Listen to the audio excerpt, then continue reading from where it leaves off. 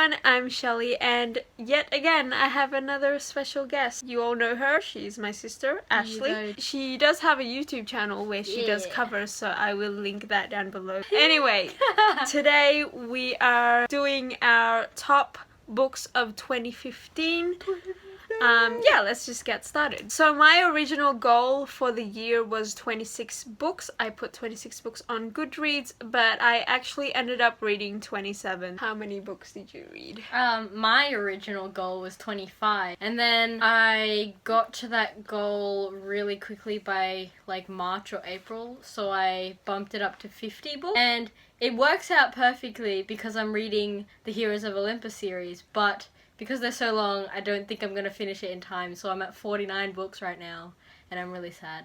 So now we will show you guys our top books. Disclaimer, this will be in no particular order. The first one is actually a children's classic book that I only read this year, but it's one of those things that I kind of knew about the story and the Disney movie ever since I was little, and ever since I read this book, I kind of understand more about the message and all the themes and stuff in it, and I just fell in love.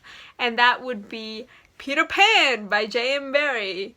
I don't have a book review for this, but I absolutely love it. And I really love this edition because my friend Tash gave it to me, and it's got like interactive things in it. Like it's got maps and all that good stuff. That's not a map, but you know what I mean. My first favourite of 2015, which was the second book I read this year after City of Heavenly Fire, is none other than I'll Give You the Sun. Woo! This is my favourite book of all time because it's just so good. You can't express how good it is in words.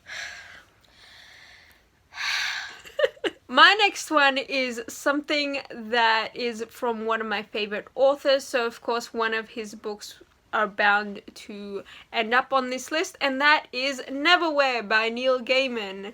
I read this book during the winter, I think, or spring, like the start of spring or something, and I actually paced myself with this book because I was in love with it.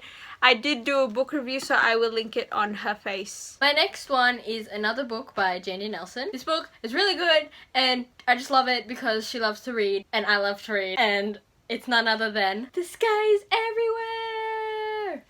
It matches the... hold on. It matches this cover. And then show the side. Look at the spines.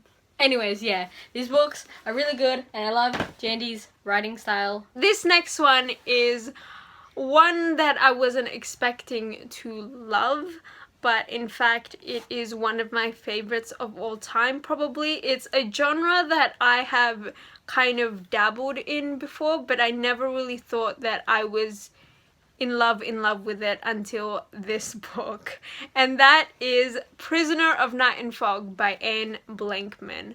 This is a historical fiction YA about Hitler and his kind of family friend. It's in the perspective of the family friend of Hitler's, and it's like about like some mystery that's going on with some murder. I did do a book review on this, so I will link it there as well. This next book, I didn't look at any reviews. I didn't read the... okay, I read the synopsis a little bit, but I didn't really pay attention.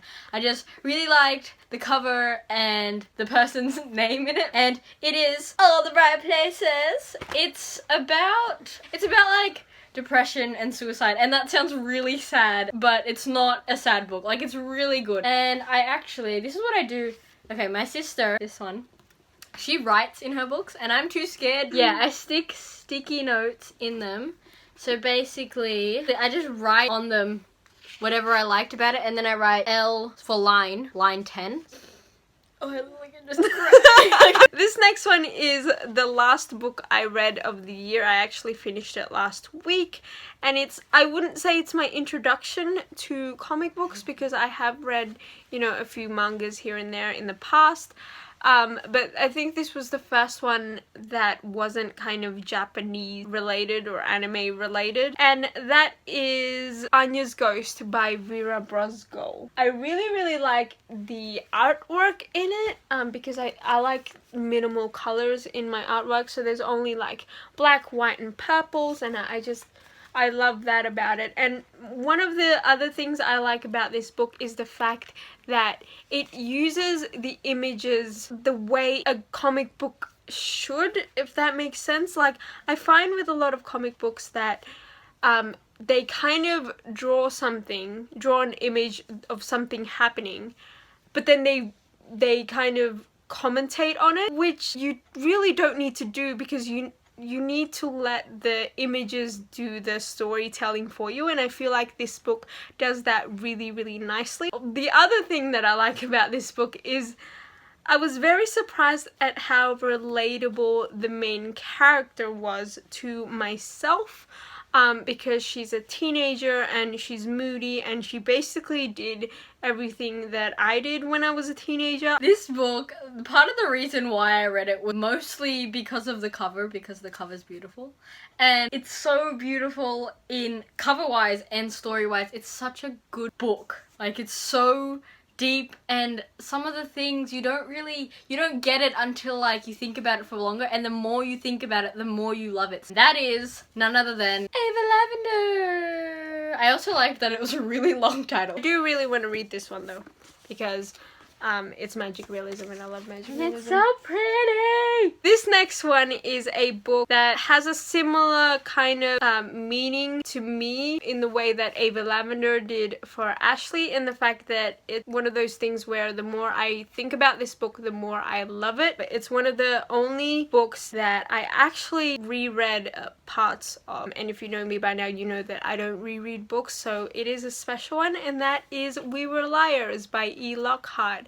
I know there are mixed reviews about this book. I know there are some people who absolutely love it, or some people who absolutely don't see the point of it, but I like the plot, yes, of course. What made me love it was, first of all, the writing style is beautiful, and also I just think the way the plot and the mystery was executed was really well done, in my opinion. This book is a really like fluffy, feel-good book. It's something you can just reread over and over again, and like you'll never get bored. It's so beautiful, and like I do French in school, and just like it's so cute, and it is. And then the French kiss. It's so good. It's part of a companion series with Lola and the Boy Next Door and Isla and the Happily Ever After. The companion series element is actually really good. I actually like that kind of thing. Like, I like series as a whole, but like companion ones are so cool, because it's like, you know some of the characters,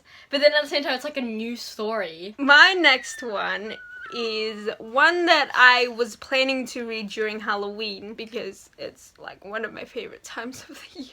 But I actually finished it in November. I think it's one of those subgenres that is missing in YA. What are you doing? Is missing in YA. And I really want to see a lot more of, because I absolutely love it. Like, I love paranormal, supernatural, but I mostly just love ghost stories, because I think they're super fun. And the book is The Haunting of Sunshine Girl by Paige Mackenzie. Wow! I did do a book review on this, so if you want to check that out, it's spoiler free. You can go ahead and click on her face. This next book I don't own, but I want to own, so you know. It'll be right here. Yeah. It is... I went on like a binge of this author. These two books are Maybe Someday and Confess. So Confess is... They're both by Colleen Hoover. Confess is about... It focuses on art. But yeah, I like art.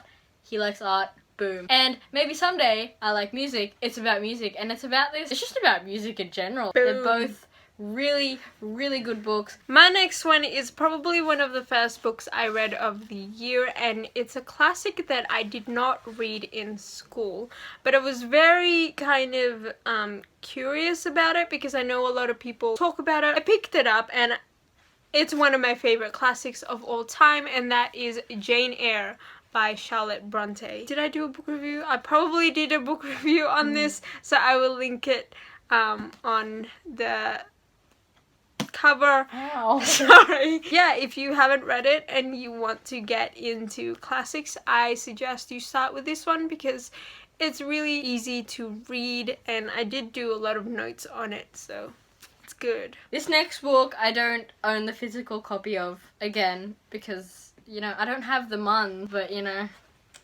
got the guns. Look at them. This book is none other than Since You've Been Gone. It's right here. I can't breathe. Is it can't or can? Can, because if you can breathe, then that defeats the purpose of the song. Also, she wants The person back. there. Oh, okay. Yeah. Since You've Been Gone by Morgan Matson. This book is so good. I only read it again because of the cover. This book is it's good in a way that you don't expect it to be. Like, at first you're like, whoa, what's going on? And then, like, things happen and you're like, whoa! It's so quirky and fun and there are, like, little things that you're like, whoa, that's so cute. I love you. The last one on my list is one that I almost finished the trilogy. I still got the last book to go. I bought it. She bought it for me for my 22nd birthday, and I was surprised because it's marketed as a genre that I don't usually read, and I absolutely love the writing style. I am very interested to read a lot more of this author's book because I just think the way he writes and the topics he writes about are very, very interesting, and that book is The Knife of Never Letting Go by Patrick Ness. I did do a book review on this again, so I will link it there. Between the Lines, and it's basically about this girl and she really loves this book, like we really love books, and it's basically a dream come true to every book lover ever because the person from the book that she really loves comes out of the book and lives with her, and it's beautiful. But kind of creepy. Michelle, this book is, I only read it because she read it. Well, there's 3 books and then there's a novella. I read all 4 of them and they were so good, and my favorite one in them would have to be... I have the second one there. Oh, where? And this book is Days of Blood and Starlight. It's really funny because I loved the first one and then I tried to read this one and I couldn't get into it, so then I gave it to her to read. This is my last one and it's 10 books overall, but like it's 2 series. And they are the Percy Jackson series, which I finished, and the Heroes of Olympus series, which I haven't finished. I just love that whole, I don't know, the way that Rick Riordan explained the whole Greek gods thing. Like, I've learned so much just reading it. My favorite book in the Percy Jackson series would have to be The Titan's Curse, and my favorite one in the Heroes of Olympus series would have to be The House of Hades, even though I haven't finished it. I'm only up to the second book in the Percy Jackson series. 8 books to go. Yeah. Alright, well that will be all from us today. Please share with us some of your favorite books of the year down below. And I hope you guys enjoyed this, and I will see you guys in another video. Bye!